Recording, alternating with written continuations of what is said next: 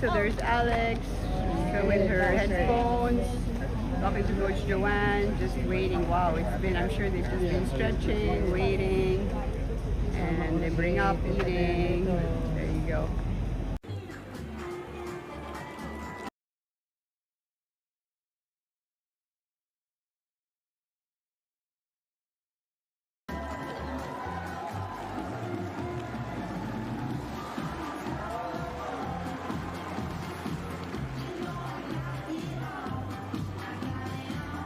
Kagulat World, buhay na buhay pa ang championship dream ni Alexandra Ayala. Sa pinakahuling opisyal na update, nakuha ni Jessica Pegula ang opening set, 6-4, pero si Alex ang kasalukuyang lamang 2-1 sa second set bago muling itinigil ang laban dahil sa ulan. Ibig sabihin, hindi tuluyang nakalayo ang world number 3 at nakapuwesto na si Alex para simulan ang malaking comeback. Ayon sa WTA, na-delay ng halos 3 oras ang simula ng final at nasuspinde muli ang laro sa second set. At tingnan ninyo ang numero. Kahit lamang si Pegula sa kabuuang score, mas mataas ang porsyento ni Alex sa first serve points won, 79% kumpara sa 75% ng Amerikana. Ang tunay na problema ay ang second serve. 46% lamang ang naipanalo ni Alex, habang 62% kay Pegula. May 3 double faults din si Alex at isa lamang ang na-convert niyang breakpoint sa 4 na pagkakataon. Pero dito rin natin makikita kung bakit malaki pa ang sansa niya. Hindi niya kailangang baguhin ang buong laro. Kailangan lamang niyang linisin ang second serve, bawasan ang libreng puntos at maging agresibo sa break opportunities.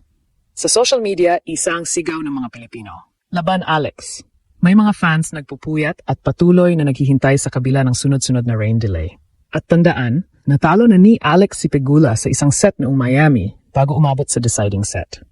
Kaya walang dapat umurong. Kapag bumalik sila sa court, isang mabilis na hold at isang maagang break ang pwedeng magpasiklab sa makasaysayang paghabol ni Alex para sa kanyang unang WTA Tour title. Hindi pa tapos ang laban at sa totoo lang, maaring ang rain delay pa ang maging reset button na kailangan ni Alex. Sa opening set, ipinakita ni Jessica Pegula kung bakit siya world number 3 at top seed ng torneo. Hindi siya nagmadali, hindi siya madaling nayanig at kapag nakakuha siya ng pagkataon sa return games, naging mas clinical siya. Nakuha ng Amerikana ang unang set sa score na 6-4. Ngunit hindi naman inilampaso si Alex. Isang break lamang ang pagitan. At maraming rallies ang nagpakitang kaya niyang sabayan ang bilis, teaming at court positioning ni Pegula. Pagpasok ng second set, malinaw na hindi nawala ng loob ang Filipina.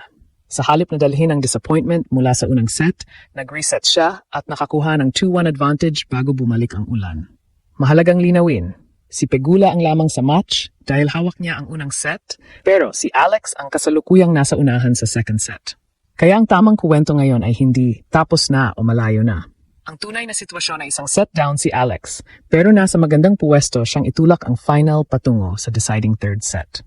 Bakit masasabi nating may totoong tsansa pa si Alex at hindi lamang ito puro emosyon? Una, gumagana ang kanyang first serve kapag pumapasok. Sa available match statistics, 19 sa 24 first serve points ni Alex ang kanyang naipanalo, 79%. Mas mataas yun ng bahagya kaysa 75% ni Pegula. Ibig sabihin, kapag nakukuha ni Alex ang unang bola at naipapuwesto niya agad ang rally, hindi siya kinakain ng mas mataas na ranggo niyang kalaban.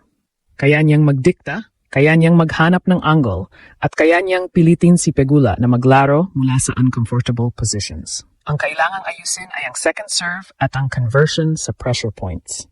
3 na ang double faults ni Alex at 46% lamang ng kanyang second serve points ang naipanalo niya. Si Pegula naman ay nasa 62% sa parehong kategorya. Dito kumukuha ang Amerikana ng mga libreng pagkakataon, mas agresibong return, mas maagang pressure, at mas madalas na control sa neutral rallies. Sa break points, 1 sa 4 lamang ang na-convert ni Alex, habang 2 sa 3 kay Pegula. Pero napapalaki ng epekto sa 6-4 na opening set. Kaya pagbalik nila, ang unang mission ni Alex ay simple ngunit critical. Protektahan ang kanyang 2-1 lead sa second set. Hindi niya kailangan maghanap ng miracle shot.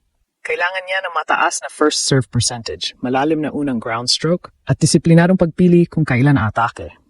Kapag nakakuha siya ng maagang break at umabot sa 4-1 o 4-2, pwedeng magbago ang pressure. Si Pegula na ang mapipilitang maghabol, habang si Alex ay magkakaroon ng pagkakataon palawigin ang puntos at gamitin ang kanyang left-handed patterns. At may psychological evidence na kaya niya itong gawin. Sa una nilang pagkikita sa Miami, natalo si Alex sa tatlong set, 7-6, 5-7, 6-3. Hindi iyon one-sided match. Nakuha ni Alex ang second set at ipinakitang kaya niyang basagin ang rhythm ni Pegula sa mahabang laban. Ngayon, nasa final sila at mas marami ng malalaking laban ang dinaanan ni Alex. Kaya kapag nakuha niya ang second set, hindi na lamang ito survival, magiging totoong championship shootout ito. Ngayon, ano ang maaring maging epekto ng napahabang rain delay? Parehong may benepisyo at panganib.